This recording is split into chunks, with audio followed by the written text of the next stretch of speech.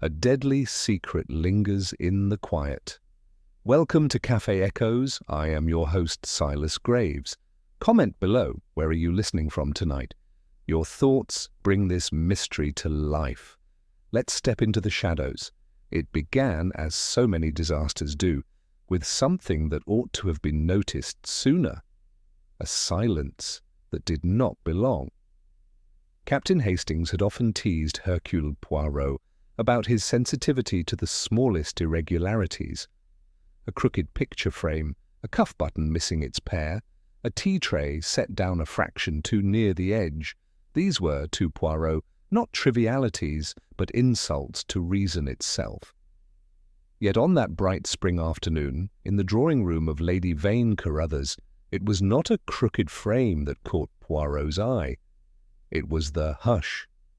One expects in a house of such distinguished company the soft murmur of polite conversation, the clink of china, the flutter of an amused laugh like a bird's wing. Lady Vane Carruthers was famous for her gatherings, intimate, carefully curated, populated by those who had perfected the art of appearing effortless while calculating every glance. But when we arrived, Poirot immaculate, I with my usual cheerful expectation of tea, the room was perfectly still. Not a dreadful stillness, you understand. No gasps, no shrieks, only an unnatural restraint, as though each person present were holding their breath for fear the air itself might betray them. Lady Vane Carruthers rose at once. Her smile, normally radiant, had the strained brilliance of a mask worn too long. "Monsieur Poirot," she said, "Captain Hastings. How fortunate." "Fortunate?" Poirot's eyebrows lifted. "Madame, and I observe that fortune has been unkind." Her fingers, jewelled and pale, tightened on the back of a chair. It is nothing," she began, and then stopped, as though the very word "nothing" had suddenly turned dangerous. I looked about. There were perhaps 8 people in the room. Most I recognized at once. Sir Alistair Pomeroy, a bullish man with a red face and a watch chain that looked as though it might anchor a ship. Miss Lydia Shaw, Lady Vane Carruthers' secretary, tidy as a ledger. Mr. Ambrose Kilburn, the family solicitor, with mournful eyes and hands that never stopped moving, and a young woman, pale and exquisite in a gown too simple for the setting, Miss Celeste Harrow, an artist whose name had begun appearing in fashionable circles. And then there was Dr. Felix Renaud, a foreign physician with the refined head of a scholar and the nervous mouth of a man accustomed to hearing secrets in whispers. All of them sat or stood like actors uncertain of their lines. Poirot moved forward with that gentle certainty of his, the little walk that always suggested he was not merely entering a room but taking possession of it. His gaze drifted delicately from face to face, pausing not on what they said, but on what they withheld. It was as though he listened to their silences as another man listens to speech. "My friends," Poirot said pleasantly, "you have the air of people at a funeral, but you have not yet decided who is dead." A sharp inhale came from somewhere. Lady Vane Carruthers glanced almost involuntarily toward the far door. It was then that I noticed the faint smell, metallic, faintly sweet, beneath the lavender polish of the room. A smell I had encountered before in darker places, and never without consequences. Poirot noticed it too. His nostrils flared slightly. He did not ask permission. He crossed the room and opened the door. Beyond lay the library. It was an elegant chamber of dark wood and creamy lampshades, its shelves lined with volumes arranged by colour rather than subject, an arrangement that would have made Poirot wince had his attention not been seized by what lay near the writing desk. A man was on the floor. He lay on his back, as if he had fallen without ceremony. One hand was half curled at his side, The other had stretched outward, palm open, as though reaching for something just beyond his grasp. His face was turned slightly toward the window, where sunlight fell across it with a cruel indifference. His eyes were open. He wore a dinner jacket, though it was afternoon, an affectation perhaps. In his breast pocket a white silk handkerchief had been arranged with deliberate care. The contrast of that prim detail with the smear of dark red spreading beneath his shoulder was appalling. I took a step forward, but Poirot's hand rose, quietly, firmly. "No, Hastings." His voice was gentle, and for a moment I felt the old familiar chill, the understanding that when Poirot spoke like that, the matter had already shifted from tragedy into the realm of inevitable logic. Lady Vane Carruthers appeared behind us, her composure cracking at the edges. "It is Mr. Gideon Firth," she whispered. He was to announce something, a donation, a marriage. There were rumours, I don't know. And then Lydia came to fetch him, and you have all been sitting in the drawing room," Poirot said, still looking at the body. "Being very quiet." Sir Alistair blustered from the doorway. "Well, what else were we to do? The police have been sent for. We must not touch anything. We must be proper." "Proper," Poirot murmured, as if tasting the word. "Ah, yes, the English virtue." Miss Shaw's voice came out in a thin thread. "Lady Vane Carruthers told us to wait, to say nothing until you arrived." A silence followed, worse than the first, because now it had a shape. It protected something. Poirot crouched beside the dead man, not to poke or prod, but to observe as one observes a portrait. His eyes travelled to the desk. A sheet of paper lay there, blank, except for one torn corner. The ink bottle had been closed. A fountain pen rested neatly in its stand. Not a struggle, then, not here. Or if there was a struggle, it had been arranged to look like none. Poirot's gaze went to the dead man's mouth, a faint stain at the corner, barely visible. Then, very softly, Poirot said, "He did not cry out." Dr. Renaud cleared his throat. "Monsieur Poirot, perhaps he had no time." Poirot looked up, his expression mild. "Or perhaps, Doctor, he chose not to. Or perhaps—" His eyes shifted back toward the drawing room where the others waited like jurors afraid of their verdict. Someone ensured that he could not. I felt suddenly that the house itself was listening. Poirot rose, brushing imaginary dust from his knees. He turned to Lady Vane Carruthers. "Madame," he said, "until the police arrive, I ask one thing of your guests." Her lips trembled. "Anything." Poirot's eyes, bright as glass, swept them all. "Continue your silence," he said. "It's very instructive." And in that moment, with Gideon Firth dead at our feet and a room full of fashionable people guarding their secrets as though they were jewels, I understood that the mystery was not merely who had killed the man, it was what they had all agreed, without words, to protect. Poirot's request, delivered with that mild finality of his, froze the room into an unnatural tableau. Lady Vane Carruthers inclined her head as though he had asked for an extra lump of sugar, yet I saw relief behind her eyes, the relief of a woman grateful to have her command endorsed. We withdrew from the library doorway, leaving the body exactly as we had found it. Poirot closed the door with care, not to hide horror, but to preserve it. In the drawing room, the guests resumed their places with the caution of people who fear that movement might make them guilty. "Now," said Poirot, smoothing his moustaches, "we begin at the beginning. Madame, who sent for the police?" "I did," Lady Vane Carruthers answered. "From the morning room. I spoke to Inspector Japp. He has helped us before." Poirot nodded. "He will come quickly. Until then we employ the little grey cells. Hastings, you will observe, you will say nothing unless I ask." He turned to Miss Lydia Shaw. Mademoiselle, it was you who discovered Monsieur Firth? Miss Shaw's hands clasped and unclasped. Yes, Monsieur Poirot.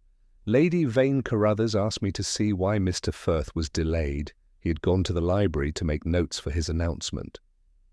At what hour did you go? Just after 3. We'd been taking tea. And when did Monsieur Firth leave this room? A little before 3, perhaps 10 minutes. She swallowed. He received a note. A note? Poirot's voice sharpened. From whom? I do not know. It was brought in by Mrs. Belling, the housekeeper. Mr. Firth read it, put it in his pocket, and said he would be in the library. Poirot's gaze moved to Lady Vane Carruthers. Madame, did you know of this note? No, she said quickly. He told me only that he had a matter to settle in private. Poirot let that pass. He turned to Sir Alistair. You saw him receive it? Sir Alistair puffed out his chest. We all did, nothing suspicious. Yet you remember. Well, one notices, Firth enjoyed an audience even for an errand. A man who enjoyed an audience, Poirot murmured. Then perhaps he did not enjoy solitude. Miss Celeste Harrow spoke, her voice low. He enjoyed power. At that, Mr. Ambrose Kilburn's restless hands stilled. Dr. Renaud's gaze flicked to her, then away. Power, mademoiselle? Poirot prompted. She lifted her chin. Mr. Firth held everyone here in his grasp, whether they admit it or not. Sir Alistair snorted. Rubbish. He was a financier, not a monarch. And yet you are here, she returned, to hear him announce something. He called you all as a man calls witnesses. The room tightened. Lady Vane Carruthers' fan fluttered once, then stopped. In that pause I felt again the earlier hush, no longer empty, but packed with bargains. Poirot's eyes drifted to Kilburn. Monsieur le Sollicitor, you are in the confidence of Monsieur Firth? Kilburn's smile was wan. I handled certain matters. Yes.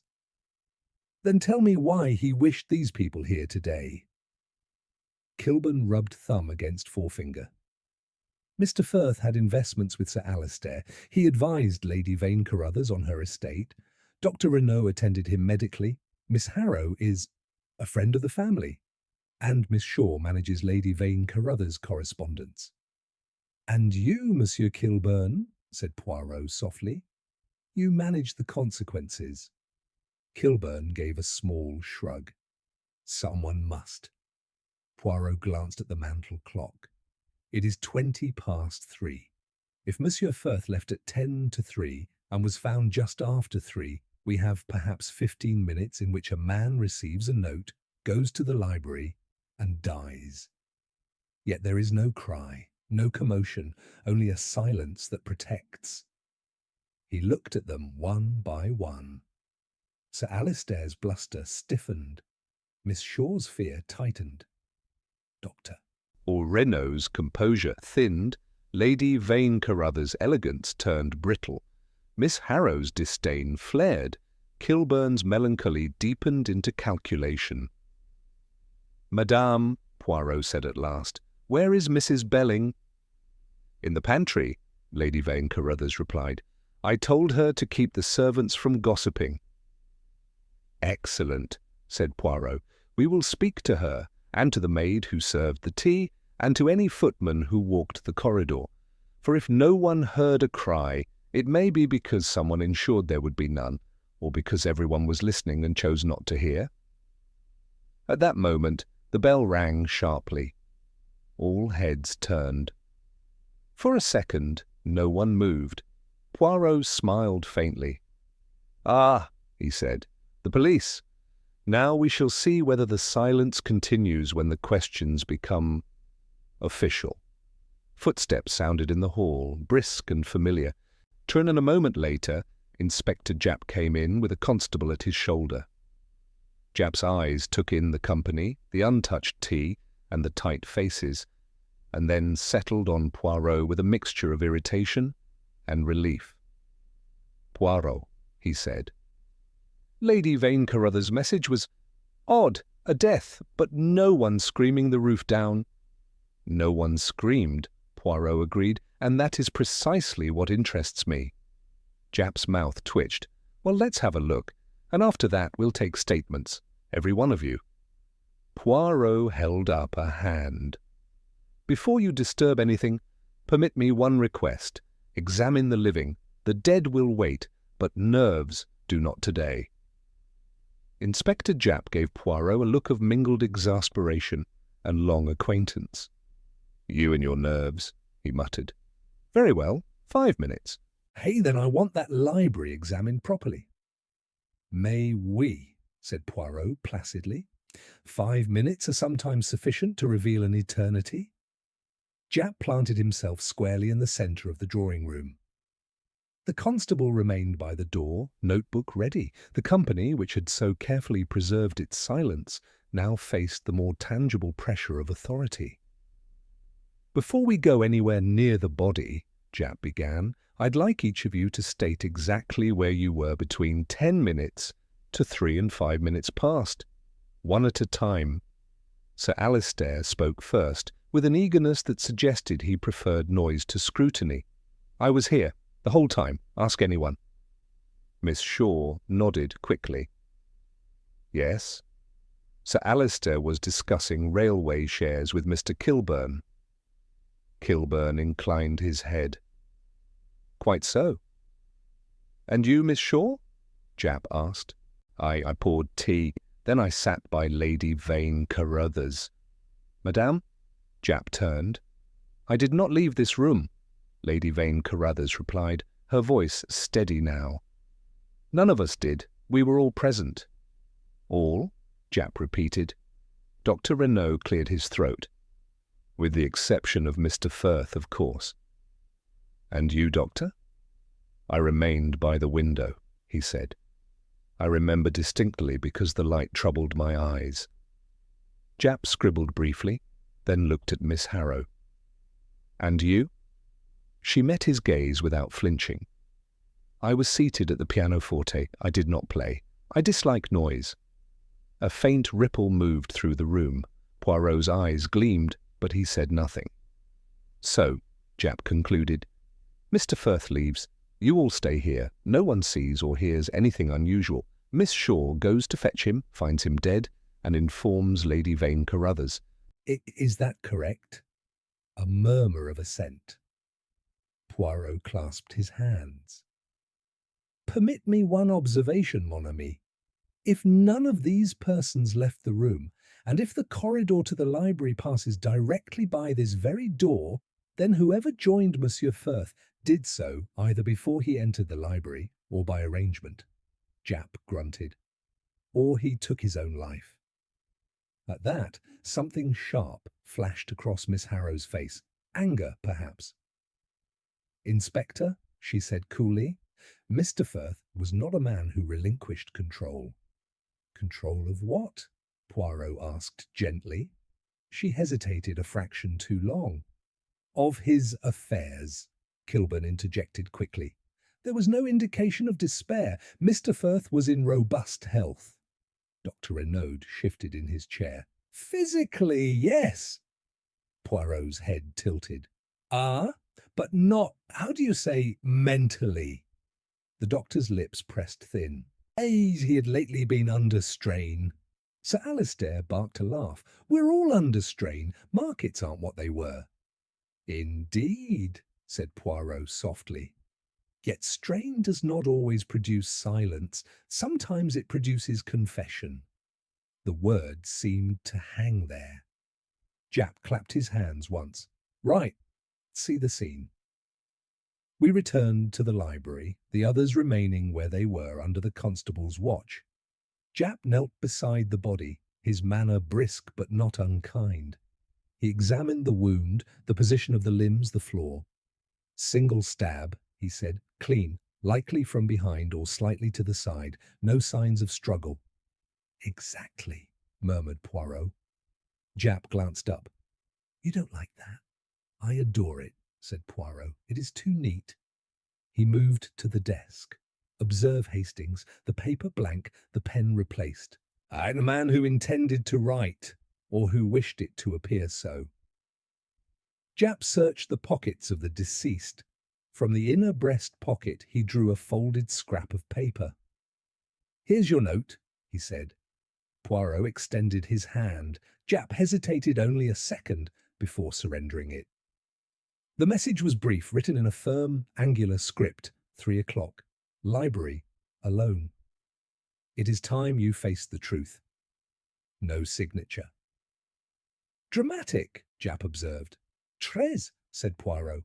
And ambiguous. Face the truth. Whose truth? Japp sniffed. We'll compare the handwriting. Certainly, Poirot agreed, but consider also the psychology. The note does not threaten, it summons, it assumes authority. Blackmail, perhaps, Japp said. Perhaps, Poirot echoed. His gaze shifted suddenly to the carpet near the desk. He crouched, not touching, merely observing. A faint disturbance, no more than the nap of the rug pressed briefly in another direction. One person stood here, he said quietly. Very close. Could be anyone, Japp replied. Oui, but note this. No defensive marks. Monsieur Firth did not turn, did not resist. Either he trusted the visitor, or he was taken entirely by surprise. Japp rose. We'll have the body removed presently. For now, I'll question them separately. May I suggest, said Poirot, that you begin with Mrs. Belling, the messenger of the note. The chain is only as strong as its first link. Japp nodded and signalled to the constable. As we stepped back into the corridor, I saw through the open drawing-room door the assembled guests sitting rigidly, each alone within their own thoughts. Yet something had altered. The silence was no longer shared. It had fractured. Miss Shaw whispered urgently to Lady Vane Carruthers. Sir Alistair stared fixedly at the fire, though it was unlit. Dr. Renaud wiped his spectacles with deliberate care. Kilburn's eyes moved restlessly from face to face, and Miss Harrow sat utterly still, her hands folded, as though she were the only one unafraid of what might be uncovered. Poirot followed my gaze. You see, Hastings, he murmured, how the silence begins to crack. It protected something when it was whole. Now that it is broken, each fears it may protect another. And you? I asked. Poirot's eyes shone. I listen, he said, for the one who is most afraid of speaking. Mrs. Belling proved to be a woman of solid build and firmer composure than many of her social superiors. She stood in the morning room with her hands folded over her apron, eyes reddened but steady. Yes, Inspector, she said. I took the note in on a silver tray. It was delivered by hand. By whom? Japp demanded. A young man, sir. I did not recognize him. He said only that it was urgent for Mr. Firth. Description? Japp pressed. Fair-haired, clean-shaven, respectable coat. Not a servant. Not exactly a gentleman either. Poirot's head inclined. And you did not think to inquire further? Mrs. Belling stiffened. One does not interrogate messengers in a house such as this, monsieur? Quite, Poirot murmured. The English do not question what arrives politely. Japp scribbled. And after you delivered it? I returned to my duties. I was in the pantry when Miss Shaw came running. No one passed you in the corridor? No, sir. Poirot studied her closely. You are certain? She met his gaze. Oh, certain. We left her there and returned to the drawing-room, where Inspector Japp began his individual interviews, sending each guest in turn to the morning-room while the others waited under the constable's eye. Poirot and I remained slightly apart, observers rather than participants. Sir Alistair emerged first, face flushed. Damned nuisance, he muttered. All this over a private matter. A private matter? Poirot echoed. Business, Sir Alistair snapped. Firth was considering withdrawing capital from a joint venture, that's all. Yet you came today despite that tension? Sir Alistair hesitated. He hinted at reconciliation. Poirot's eyes narrowed almost imperceptibly. Ah. Next came Miss Shaw. She looked pale but composed. Mr. or Firth had been unsettled all week, she confided quietly to Poirot, while Japp conferred with the constable. He made several appointments he later cancelled, and yesterday he dictated a letter, then burned it. To whom was it addressed? Poirot asked. I do not know. He sealed it before I could see. And the ashes? In the grate of his London office. Poirot absorbed this without comment. Dr. Renaud followed, his manner precise. Mr. Firth consulted me last month, he admitted when questioned. He suffered from insomnia. From fear? Poirot asked mildly. From anxiety, the doctor corrected. He believed someone sought to discredit him. On what grounds? Renaud's gaze flickered. Financial impropriety. Did he confide details? No. Yet the denial came too swiftly. Miss Harrow entered last. She faced Japp with a composure bordering on defiance. You were close to the deceased? Japp asked bluntly. I knew him, she replied. In what capacity? As a patron. And nothing more? Her lips curved faintly. Inspector, if there was something more, I doubt he would have summoned a roomful of witnesses to announce it. Poirot, who had been silent, leaned forward. Mademoiselle, what did you expect Monsieur Firth to declare today? Her eyes met his directly. An engagement. A ripple seemed to pass invisibly through the air, though none of the others were present to hear. To you? Poirot asked softly. Yes. And did you welcome this prospect? She held his gaze. I did not seek it. But you did not refuse. Refusal, she said quietly, is a luxury not always afforded. Poirot studied her a long moment, and then he inclined his head and let her go. When all had been questioned preliminarily, Japp rejoined us, frowning. They're a tidy lot, he said. No one left the drawing room. No one heard a thing. The note's the key. Or the silence, Poirot murmured. Japp shot him a look. You've something in mind? Only that the silence was collective. Too collective. It is as though they agreed, without words, not to disturb what was happening in that library. You think they knew? I think, said Poirot carefully, that they feared what might be said if Monsieur Firth were allowed to speak. Japp folded his arms. You're suggesting he was about to expose something? Possibly. Consider. A man summons 8 individuals, each connected to his affairs. He receives a note commanding him to face the truth. He goes willingly. He does not cry out. And those in the next room remain, how shall I put it, attentive. Attentive, Japp repeated. Yes, not one claims distraction. No one was playing, reading, arguing loudly. They were together, listening. Japp considered this. If he was stabbed quickly, they might not have had time to react. Perhaps, Poirot conceded. But I ask myself, what if they did hear something? Not a cry, but words. Words that none of them wish repeated. At that moment, the constable approached. Inspector, we found something. Japp turned sharply. Where? In the grate of the library, sir. A fragment of burned paper, not entirely destroyed. We followed him at once.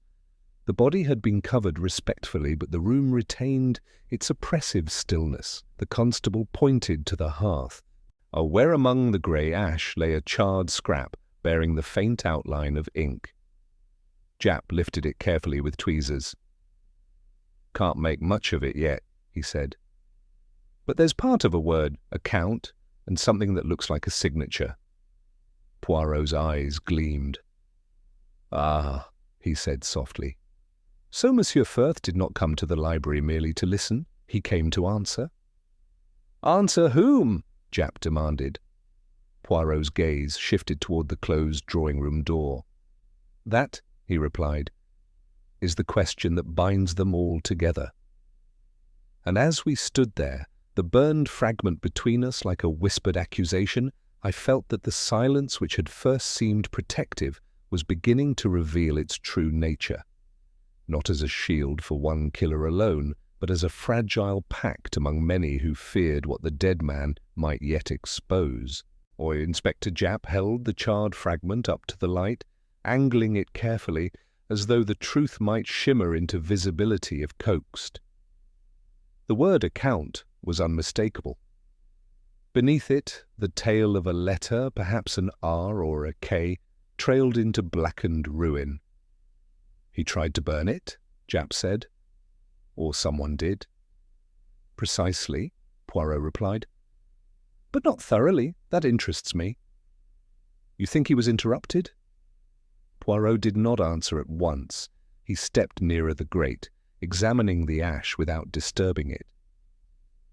"The paper is only partly consumed. If Monsieur Firth intended to destroy it, he would have ensured its complete disappearance. A man so orderly would not leave a half-truth smouldering." Japp grunted. "Unless he didn't have time." "Or unless," Poirot said softly, "he wished someone to find it." Japp straightened. You're suggesting he anticipated danger?" "I suggest nothing yet. I observe." We returned to the drawing-room, where the atmosphere had thickened perceptibly. The guests sensed that something new had been uncovered. Anxiety had replaced their earlier, rigid composure. Japp addressed them briskly.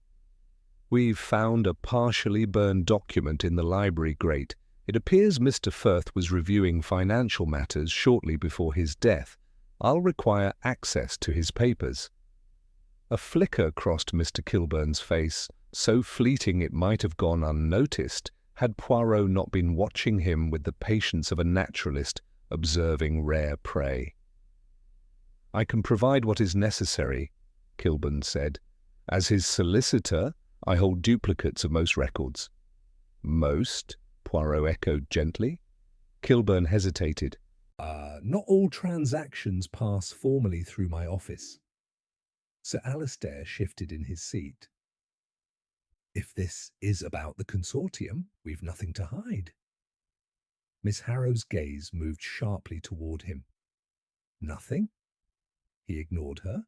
Poirot clasped his hands behind his back and addressed them collectively. "Mesdames et messieurs, let us consider a simple question. If Monsieur Firth intended to accuse one among you of financial misconduct, perhaps, what would be the effect?" "A scandal," Lady Vane Carruthers breathed. "Indeed, reputations destroyed, fortunes altered, engagements reconsidered." Miss Harrow did not flinch, but her fingers tightened faintly. "And suppose," Poirot continued, "that such an accusation were not directed at one alone, but at several." Japp frowned. "A shared irregularity, or a shared secret," Poirot replied. "Doctor." Renaud rose abruptly. "This is speculation, without evidence." "Ah, Doctor," Poirot said, "evidence begins as speculation observed carefully." Renaud's composure cracked a fraction. Mr. Firth was not a saint. He engaged in aggressive investments. Some might call them reckless. "Reckless for whom?" Poirot asked. "For those who trusted him." Silence again, but different now, charged. Poirot turned suddenly to Miss Shaw. "Mademoiselle, you mentioned a letter burned yesterday in London. Did Monsieur Firth appear distressed after dictating it?" "Yes," she said. "He dismissed me sharply, which was unlike him." "And this morning, before the note arrived?" "He was resolved, as though a decision had been made." "Resolved men," Poirot murmured, "are rarely unprepared." Inspector Japp folded his notebook closed. "Right," I'm having the staff questioned and the grounds searched. No one leaves the premises." At that, Lady Vane Carruthers rose. "Inspector, surely—" "Madam," Japp said firmly, "until we know more, everyone remains." Her lips pressed together, but she nodded. As the constable stepped outside to relay instructions, Poirot moved quietly toward the window. From there he could see the gravel drive, the budding trees, the serene facade of the estate. So tranquil it seemed impossible that violence had just occurred within. "Hastings," he said softly, "do you recall what Miss Harrow said of Monsieur Firth, that he enjoyed power?" "Yes." "And what is power, my friend?" "Influence, I suppose."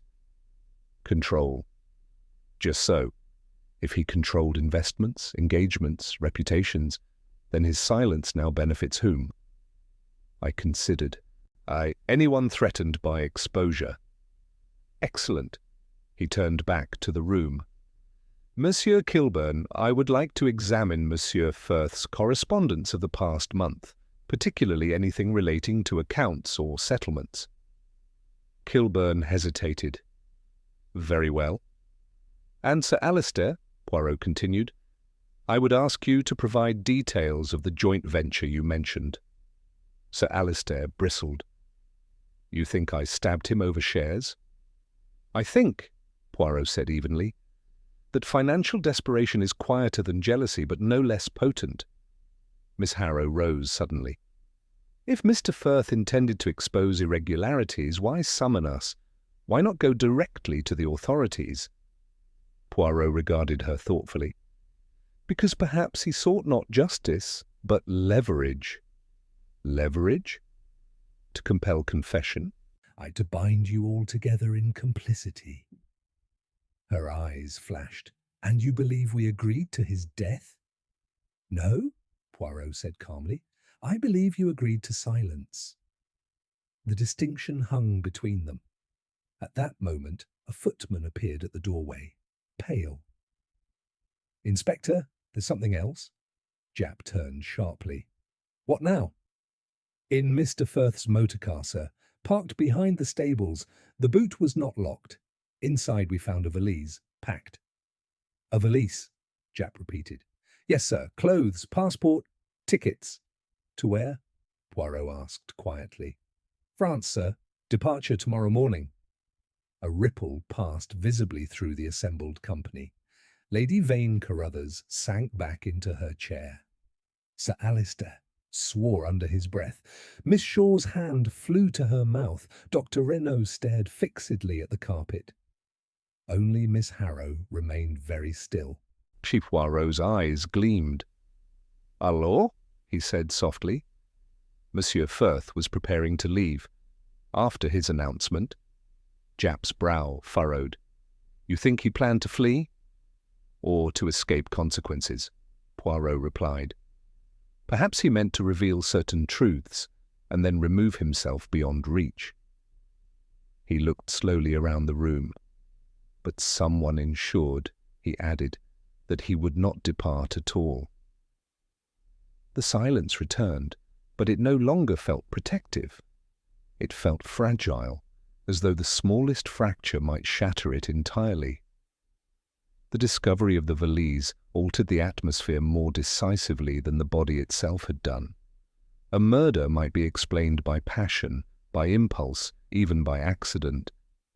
But a packed case and a passport spoke of intention, of escape, of knowledge too dangerous to remain in one place. Inspector Japp wasted no time. "I bring the valise in," he ordered. It was set upon a small table in the drawing-room, its leather dark and expensive, initials GF discreetly stamped near the handle. Japp opened it in full view of the assembled company. Inside lay 2 neatly folded suits, shirts, a shaving kit, and an envelope containing tickets for the morning steamer to Calais. Poirot leaned slightly closer. "Observe, Hastings, everything arranged. Monsieur Firth did not pack in haste." "No," I agreed. "He meant to travel comfortably." "And with deliberation." Japp lifted the passport. Issued 6 months ago, French visa stamped last week. Last week? Poirot echoed softly. Mr. Kilburn shifted in his chair. He mentioned travel recently, he said. Business abroad. And yet, Poirot replied, he summoned you all today. Kilburn's fingers twitched. Oh, perhaps to settle affairs before departure? Sir Alistair gave a harsh laugh. Or to wash his hands of us. Miss Harrow spoke quietly. You think he meant to accuse us and then run? Her tone was not incredulous, merely thoughtful. I think, said Poirot, that a man who fears exposure may attempt to control the narrative, to gather all concerned, to announce his version of events, and then remove himself from immediate consequence. Dr. Renaud's voice cut in, sharper than before. You speak as though he were guilty. I speak, said Poirot evenly, as though he knew something. And you believe we knew it too, the doctor pressed. I believe, Poirot said, turning his bright gaze upon him, that Monsieur Firth's power rested upon mutual vulnerability. The words struck like a pebble dropped into still water. Inspector Japp cleared his throat. Let's not gallop ahead. We've a dead man and a note telling him to face the truth. If he was blackmailing someone or being blackmailed, that's our starting point. Just so, said Poirot. And we must ask, who among you benefits most from his silence? No one answered. Japp snapped the valise shut. Until we sort this out, no one leaves. I'll have officers posted at the gates. Lady Vane Carruthers inclined her head faintly. Of course. The formality of her tone could not conceal the tremor beneath it. Poirot moved toward the mantel, studying each face in turn. Permit me a small experiment, he said suddenly. Imagine, mes amis, that Monsieur Firth had lived. At 3 o'clock he enters this room and declares, I have discovered irregularities, funds diverted, signatures falsified. A complicity shared. Sir Alistair sprang to his feet. This is outrageous. Sit down, Japp barked. Poirot did not raise his voice. If such an accusation were made, what then? Monsieur Kilburn's professional standing would suffer. Sir Alistair's investments might collapse. Lady Vane Carruthers' estate could be entangled. The doctor's reputation, if he certified accounts or endorsed transactions, might be questioned. Even Miss Harrow's patronage. You imply I was supported by stolen money? She said coldly. I imply nothing. I observe only that fortunes intertwine. Dr. Renaud's composure frayed visibly. This is absurd. There is no proof of any wrongdoing. Not yet, Poirot agreed. Miss Shaw, who had been silent, spoke hesitantly. Mr. Firth seemed frightened these last days. He asked repeatedly whether certain ledgers had been sent. Sent where? Japp demanded. To Mr. Kilburn's office. All eyes turned. Kilburn's face drained of colour. Routine audit. Indeed, Poirot murmured. And were they sent? Kilburn hesitated a fraction too long. Not all. Why not? They required review. Sir Alistair stared at him. Review of what? Kilburn's voice thinned. Of discrepancies. The word landed heavily. Discrepancies, Poirot repeated softly. And these discrepancies? Did Monsieur Firth discover them, or create them? Kilburn's jaw tightened. I will not answer further without counsel. Inspector Japp stepped forward. You'll answer enough.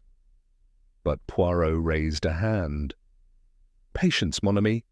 Pressure applied too soon causes collapse, and collapse destroys structure. He turned back to Kilburn. Monsieur, or did you draft the note summoning Monsieur Firth to the library? Certainly not. Did you recognize the handwriting? No. Did any of you? Poirot asked, sweeping the room. Each denied it. Poirot nodded thoughtfully. Then we must consider the possibility that the author intended anonymity, not merely to lure Monsieur Firth, but to suggest a broader accusation. Face the truth. It could refer to financial matters or to something far more personal. Miss Harrow's eyes flickered toward Lady Vane Carruthers. The gesture was slight, but unmistakable. Poirot caught it. "Ah," he said gently, "there are truths of the heart as well as of the ledger." Lady Vane Carruthers rose abruptly. "This is intolerable. My home has become a tribunal." "Your home, madame," Poirot replied, "has become a stage." And the final act was interrupted. At that moment, a constable entered hurriedly.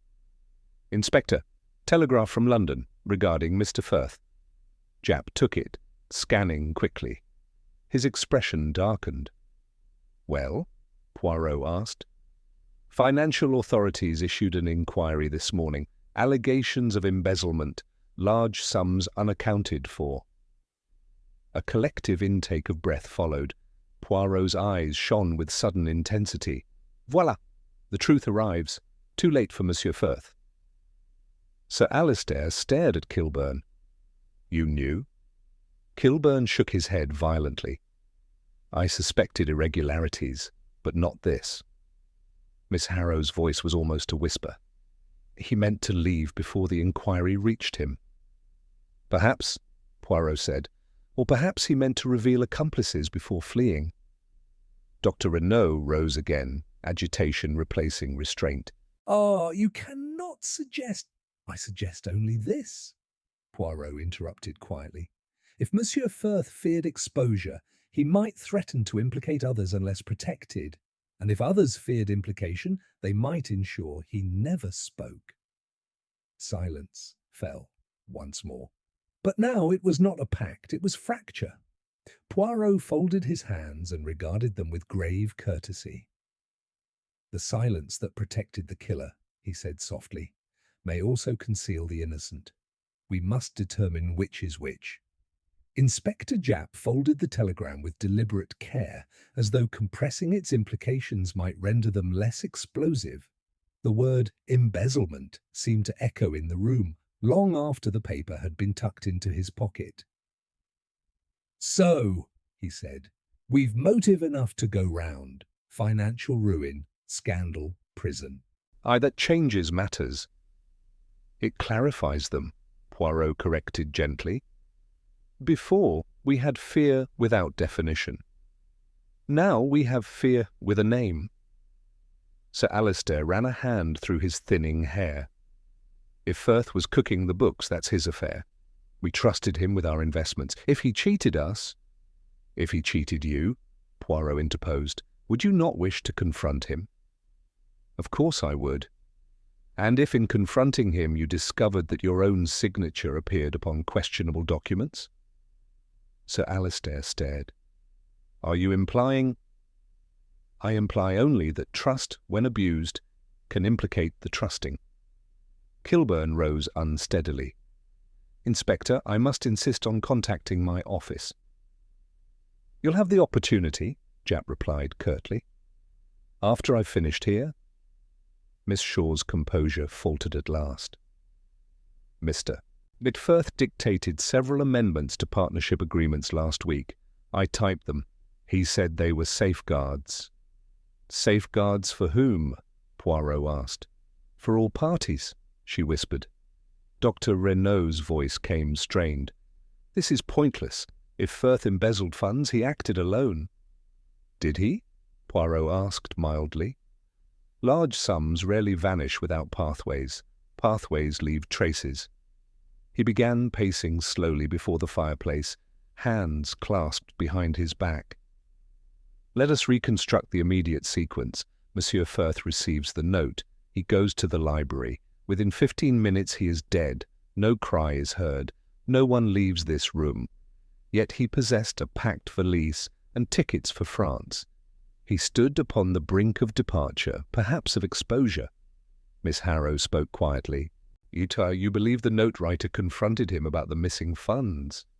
"Possibly, but why summon him here, in this house, among those most entangled with his affairs?" "To ensure witnesses," she said. Or, Poirot replied, to ensure silence. Inspector Japp frowned. You keep coming back to that. Yes, because it is unnatural. 8 intelligent adults aware that a man has gone to settle a matter of importance remain together in perfect composure. No one follows, no one checks, and when his absence lengthens, they send a secretary rather than go themselves. Lady Vane Carruthers' chin lifted. It was my instruction. Indeed, Poirot said softly. Why, madame? She hesitated. I wished to avoid unpleasantness. Unpleasantness of what nature? She glanced fleetingly at Miss Harrow. A personal announcement. An engagement, Poirot suggested. Her silence confirmed it. Sir Alistair gave a short laugh. So he meant to marry and skip the country? Convenient. Miss Harrow's eyes flashed. You presume too much. Do I? Sir Alistair shot back. Enough, Japp snapped. We're not here to debate engagements. Poirot raised a calming hand. But engagements are not irrelevant. If Monsieur Firth married Mademoiselle, what would be the effect upon his financial position? Kilburn answered reluctantly. Her inheritance would become accessible. And did she possess one? Poirot asked. Miss Harrow spoke evenly. A modest trust, nothing comparable to his holdings. But sufficient to stabilize accounts? Poirot pressed. She did not reply. Dr. Renaud interjected quickly. This is absurd conjecture. Is it? Poirot asked. Turning suddenly upon him. Doctor, you attended Monsieur Firth professionally.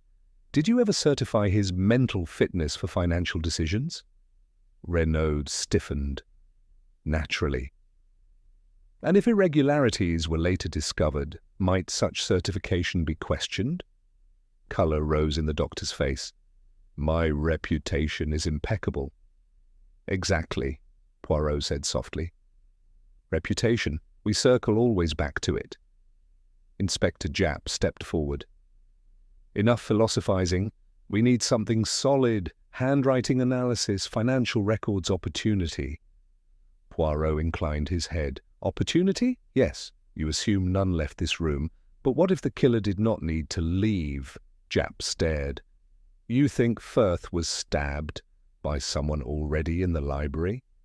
Or by someone he admitted without fear? Someone whose absence from this room would not be remarked. Miss Shaw gasped faintly. But we were all here. Were you? Poirot asked gently. You said you poured tea.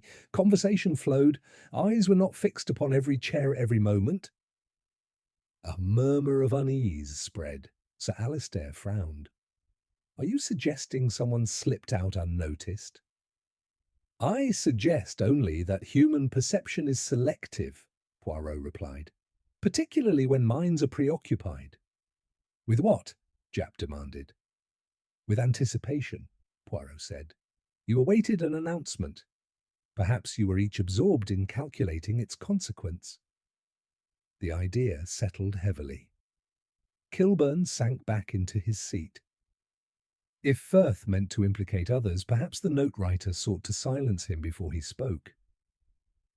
Or, Miss Harrow said quietly, perhaps he intended to confess. The word hung, startling in its simplicity. Poirot's eyes brightened. Ah, confession. That is interesting. Why? Japp asked. Because a confession requires an audience, and he had assembled one. Dr. Renaud shook his head. If he intended to confess, why the note? To ensure privacy first, Poirot said. To confront one individual before addressing the rest. He paused, then added softly, or to test loyalty. A sudden knock sounded at the door. The constable entered again, expression tense. Inspector, there's been another development. We've found blood on the cuff of a gentleman's coat in the cloakroom. Every face in the room seemed to drain simultaneously. Whose coat? Japp demanded. The constable swallowed. Sir Alistair's, sir. All eyes turned. Sir Alistair stared, incredulous. That's impossible. Poirot did not move. His gaze rested upon Sir Alistair with grave attentiveness. Impossible, he repeated quietly. Or inconvenient? Sir Alistair's chair scraped harshly against the floor as he rose to his full height, colour flooding back into his face with violent indignation. Inconvenient? He thundered. I've not set foot near that library since we arrived. Blood on my cuff. Nonsense. Inspector Japp's tone hardened. We'll determine that. Fetch the coat. The constable withdrew at once. An oppressive quiet descended again, but this time it was fractured by suspicion no one troubled to conceal. Kilburn stared at Sir Alistair with something close to alarm. Dr. Renault's lips thinned. Miss Shaw's eyes darted anxiously between faces. Lady Vane Carruthers looked as though she had aged 10 years in as many minutes. Only Miss Harrow remained composed, though her gaze did not leave Sir Alistair. Poirot regarded him thoughtfully. You were engaged in discussion with Monsieur Kilburn, were you not? Yes, Sir Alistair snapped. About railway shares, ask him. Kilburn swallowed. We were conversing, yes. Continuously? Poirot asked softly. Sir Alistair hesitated. Conversation ebbs and flows. I may have risen once or twice. Indeed? To do what? To stretch my legs. The room was warm. Warm, Poirot repeated. Inspector Japp folded his arms. You leave the room at any point? No. Approach the corridor? No. The door opened again. The constable returned, bearing a dark overcoat draped over his arm. He held it carefully, indicating a faint but unmistakable stain upon the right cuff, brown now, but still vivid enough. Sir Alistair stared at it as though it were a snake. That is not mine, he said hoarsely. Your initials are inside, Japp replied curtly.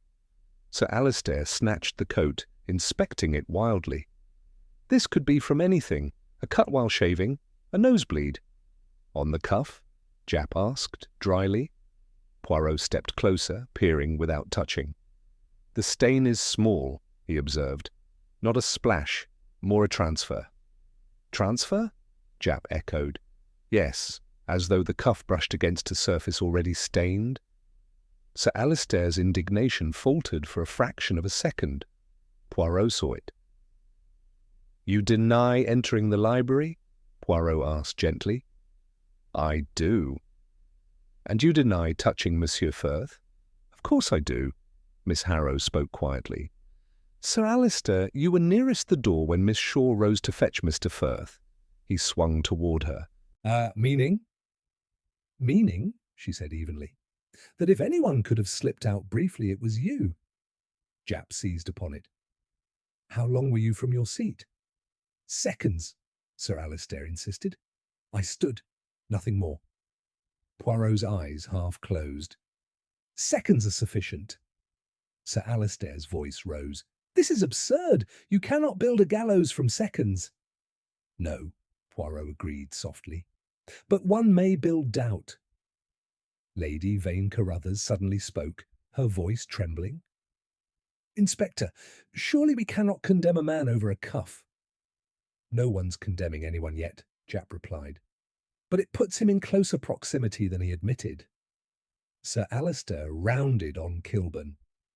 You were with me. Kilburn's face was ashen. Yes, we spoke. Without interruption?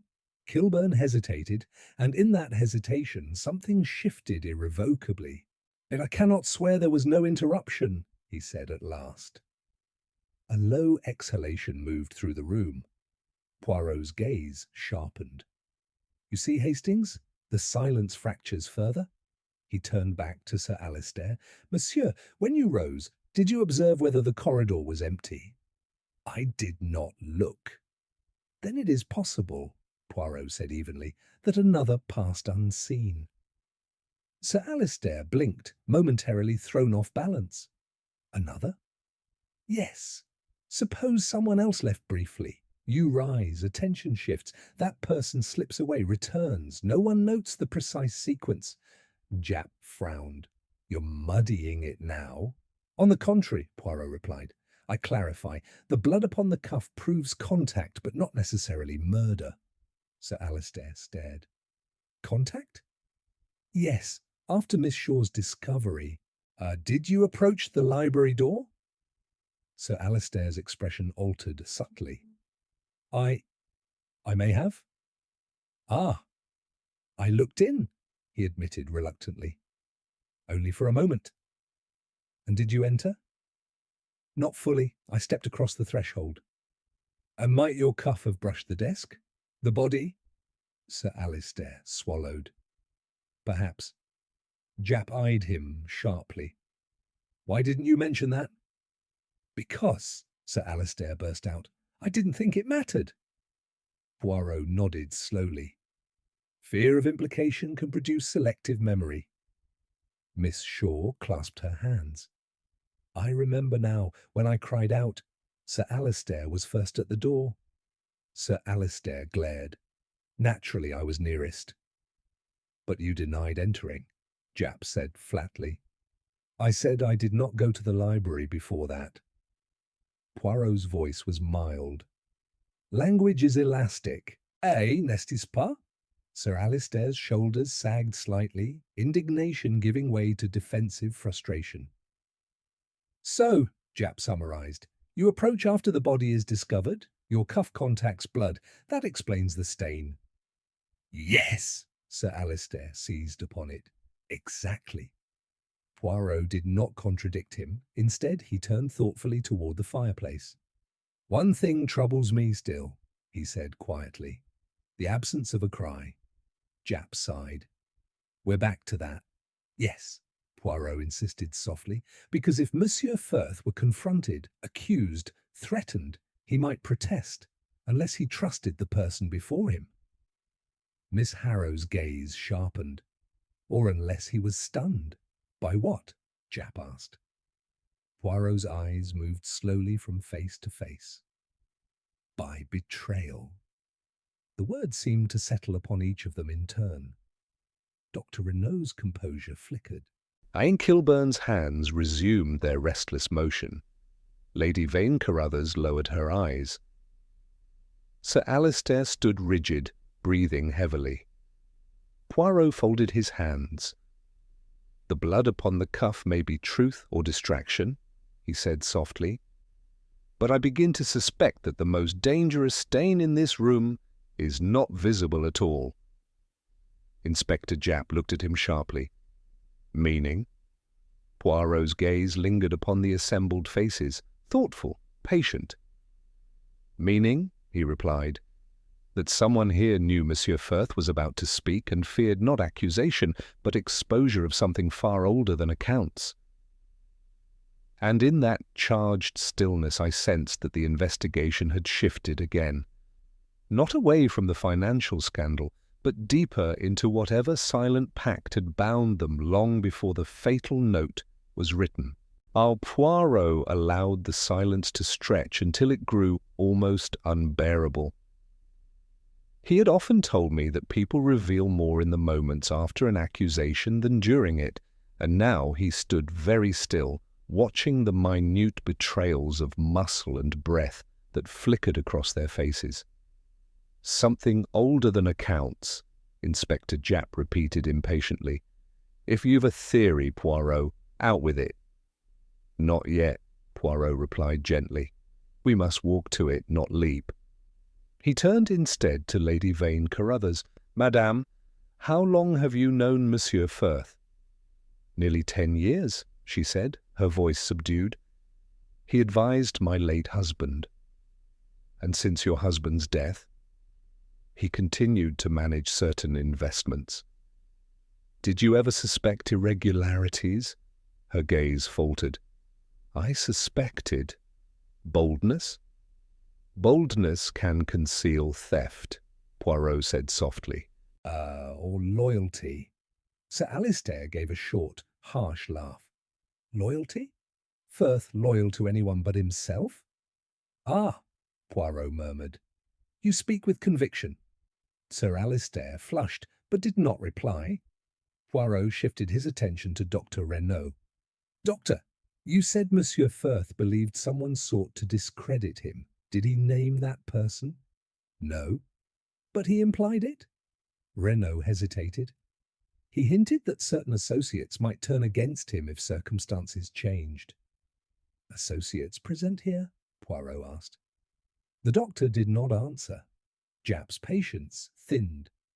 "You're all dancing around something. Either Firth embezzled alone, or he had help. If he threatened to expose accomplices, that gives motive.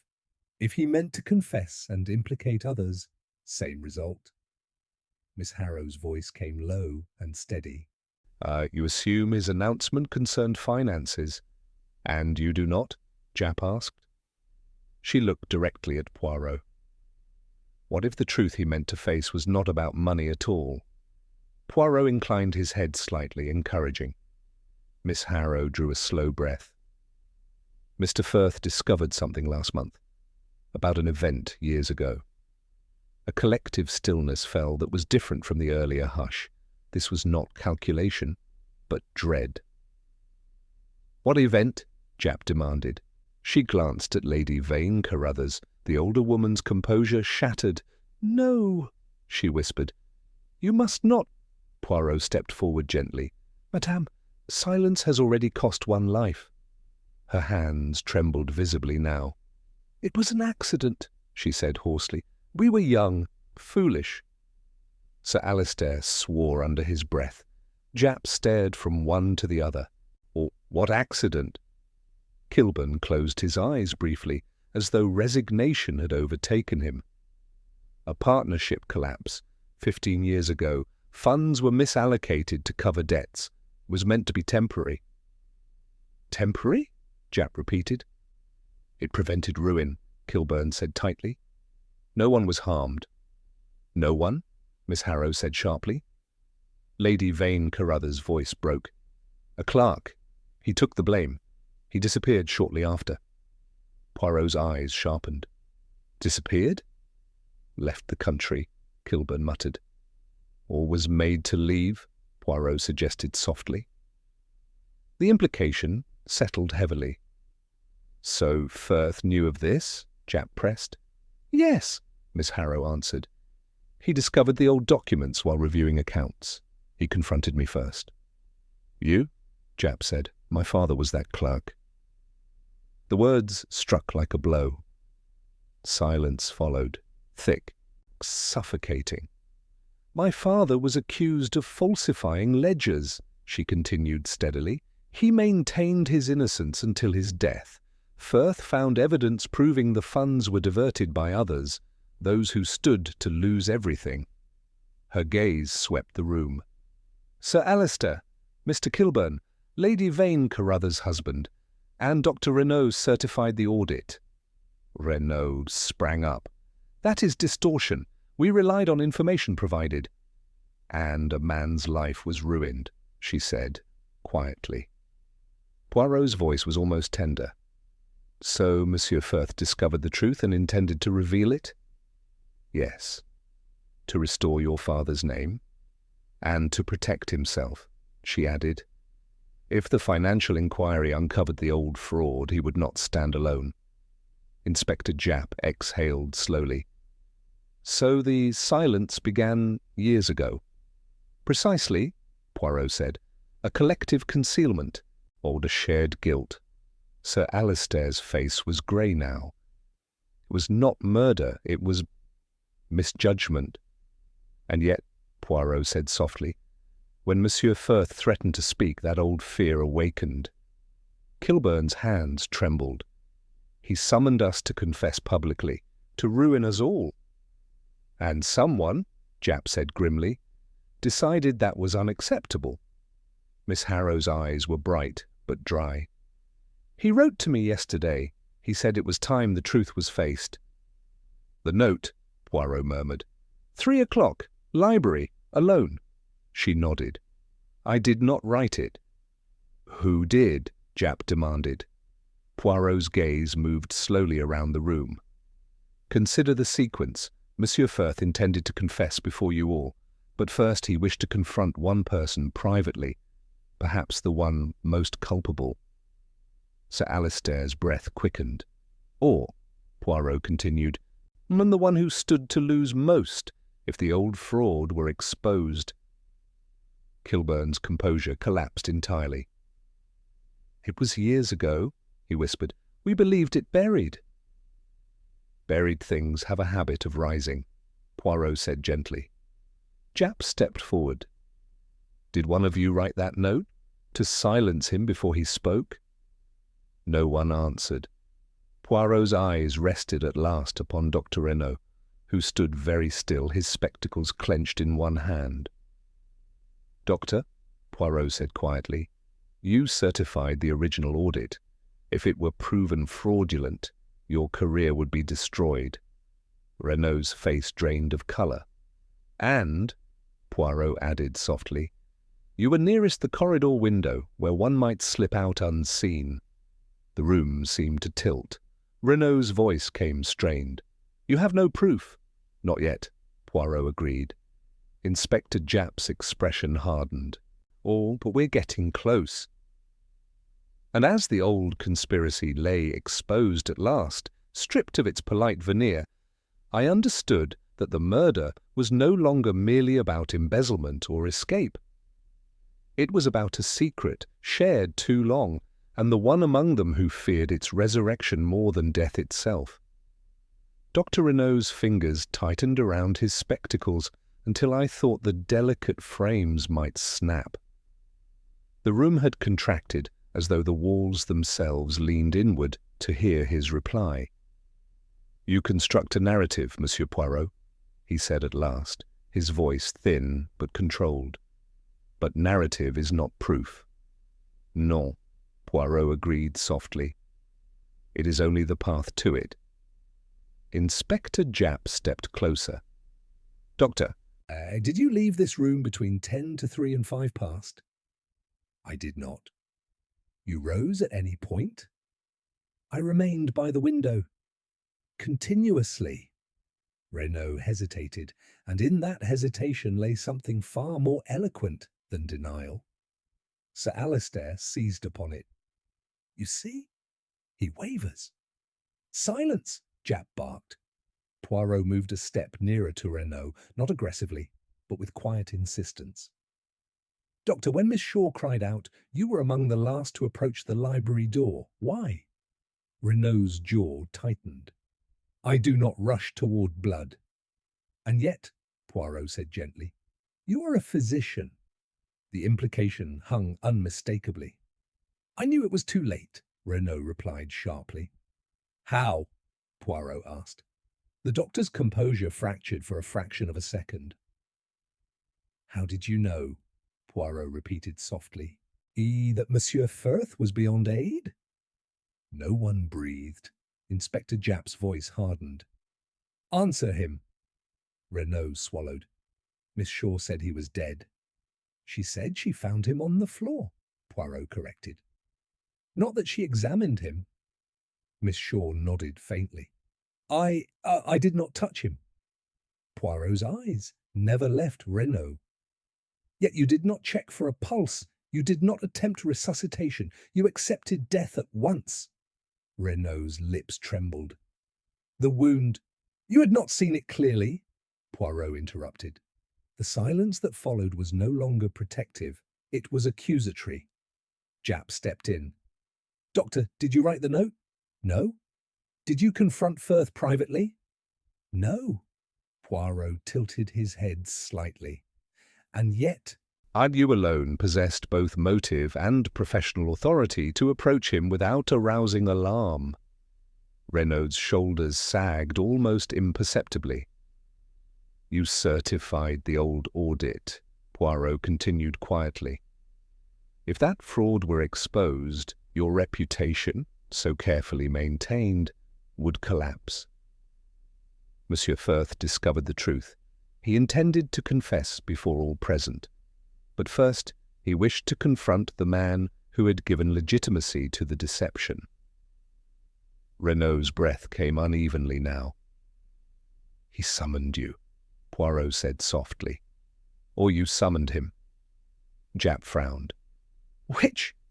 Poirot's eyes flicked briefly toward Miss Harrow. Mademoiselle received a letter yesterday from Monsieur Firth, stating it was time the truth was faced. The note found upon him today, 3 o'clock, library, alone. The phrasing is formal, measured, medical in tone. One might say. Renault's hand trembled. You are accustomed, Poirot went on, to writing instructions concisely, to giving appointments. You also knew that if Monsieur Firth confronted you publicly, your disgrace would be immediate.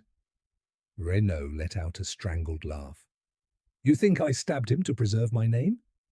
I think, Poirot said gently, you believed he meant to ruin not only you but all assembled here.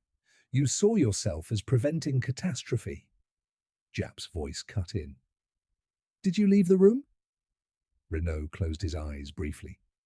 When he opened them, something in him had shifted, not defiance now, but exhaustion. Yes, he whispered. A collective intake of breath rippled through the room. I stepped out, he continued. No one noticed. They were arguing about the announcement. I went to the library. And? Japp pressed. He was standing by the desk. He said he had uncovered the truth, that he would not carry it alone. Did he threaten you? Japp asked. He threatened exposure, Renault replied hoarsely. He said he would name us all. Us? Poirot echoed softly. Renault's gaze flicked toward Sir Alistair and Kilburn. We were complicit, years ago. We signed the audit knowing it concealed deficits. It was meant to be temporary. The clerk was blamed. We justified it. Miss Harrow's face remained rigid, but her eyes burned. And today? Poirot asked. He said the inquiry would uncover everything. That confession was the only honourable course. Honourable, Poirot repeated. Renault's composure shattered entirely. He would have destroyed us, ruined families. And so you killed him, Japp said flatly. Renault's voice dropped to a whisper. He turned to the desk. I acted. It was quick. He did not cry out. Poirot nodded faintly. Because he trusted you until the last. Renault covered his face with his hands. I meant only to prevent greater harm. Instead, Poirot said quietly, you ensured the truth would emerge without his guidance. Japp stepped forward decisively. Dr. Felix Renault, I'm placing you under arrest for the murder of Gideon Firth. The constable moved to his side. Renault did not resist. As he was led toward the door, he paused and looked back at the assembled company. You are not innocent, he said bitterly. None of you. No, Poirot agreed softly. But guilt of the past does not justify murder in the present. The door closed behind them. For a long moment no one spoke. The conspiracy of years lay exposed, stripped of its silence. Miss Harrow stood very straight. My father's name? She asked quietly. Poirot inclined his head. Will be restored. Sir Alistair sank into his chair, suddenly diminished. Kilburn stared at his hands. Lady Vane Carruthers wept silently. Poirot adjusted his cuffs with meticulous care. You see, Hastings, he murmured, silence may protect, but it also imprisons. When truth is delayed, it grows sharp. And justice? I asked. He glanced toward the closed door where Renault had gone. Justice, he said softly, arrives not with noise, but with inevitability. Outside, the late afternoon light remained calm and indifferent. But within that elegant house, the long-guarded silence had finally broken, and with it the illusion that secrets buried together remain harmless forever, even after Dr. Renault had been taken away, and the house did not at once recover its breath. It was as though the walls themselves had grown accustomed to silence and resented its rupture. Inspector Japp remained long enough to issue practical instructions, statements to be signed, financial records to be secured, arrangements for the removal of the body. But the fever of accusation had passed. What lingered now was something heavier and more introspective. Poirot did not immediately depart. Instead, at his quiet suggestion, the remaining guests gathered once more in the drawing-room. Not as suspects now, but as witnesses to the consequences of their shared past. "You have heard the confession," Poirot said gently. "It explains the act. But to understand it fully, we must consider the chain that led us here." Sir Alistair gave a weary nod. Kilburn looked hollow. Lady Vane Carruthers sat with a handkerchief clasped tightly in her fingers. Miss Harrow stood near the window, upright and resolute. Poirot continued. "Years ago, a deception occurred. Funds were diverted. A clerk bore the blame. Those present told themselves it was temporary, necessary, even merciful. But deception, mes amis, does not fade. It waits." He paced slowly before them. Monsieur Firth, who once benefited from that silence, later discovered the full extent of it. Perhaps at first he intended to preserve it, but when the financial inquiry began, he understood that exposure was inevitable. To confess publicly would mitigate his own culpability and restore a measure of honour. Miss Harrow inclined her head slightly. "But confession," Poirot went on, "would have implicated those who signed the original false audit. Chief among them, Dr. Renaud. His career depended upon the trust of his patients and colleagues. Exposure would have stripped him not only of reputation, but of identity." Sir Alistair muttered. "We all feared ruin." "We," Poirot agreed softly. "But fear alone does not produce murder. What distinguished the doctor was opportunity and temperament." He turned toward Hastings, that is, toward me, with a faint smile. "We noted first the silence. 8 individuals in one room, none venturing out while Monsieur Firth met his summons. Yet human attention wavers. When anticipation is high, perception narrows. The doctor stood nearest the French windows. He was accustomed to moving quietly. He slipped out unnoticed." Kilburn exhaled slowly as though recalling the moment. "In the library," Poirot continued, "Monsieur Firth confronted him.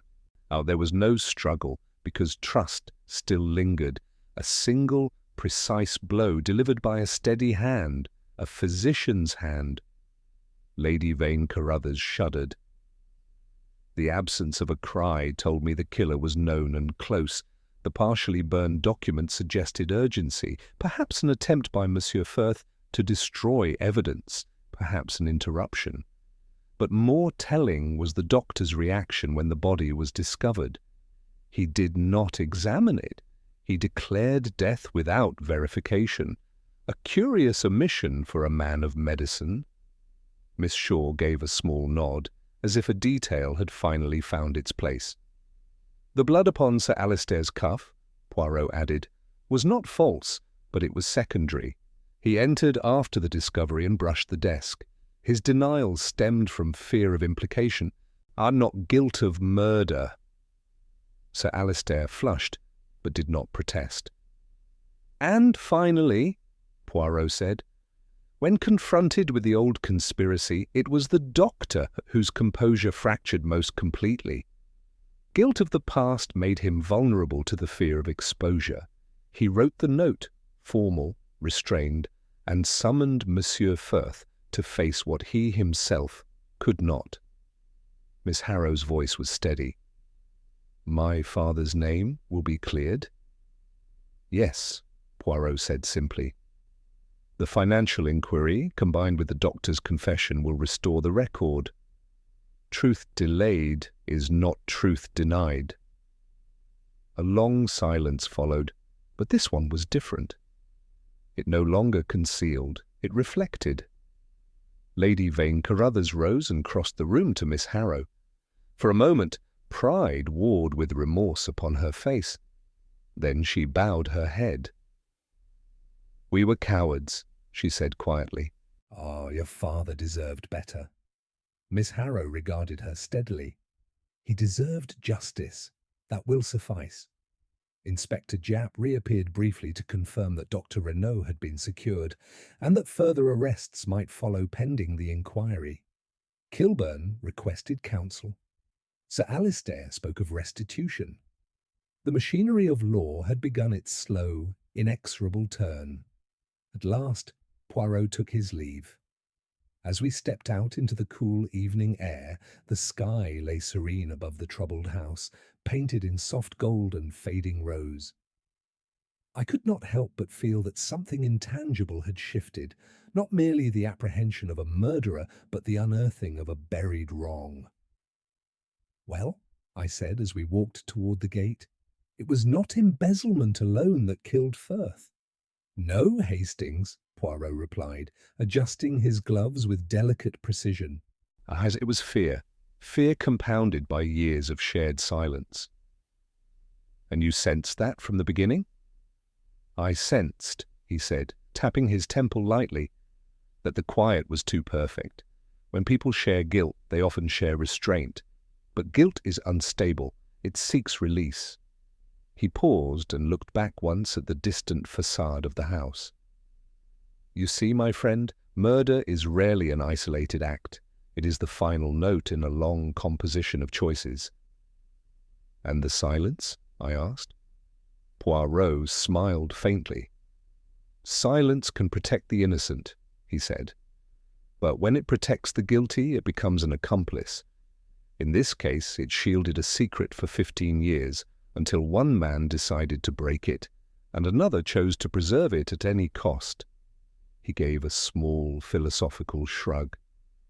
The little grey cells, they prefer the noise of truth. With that, Hercule Poirot turned down the gravel path, immaculate as ever, leaving behind a house stripped of its illusions and a silence that would trouble it no more.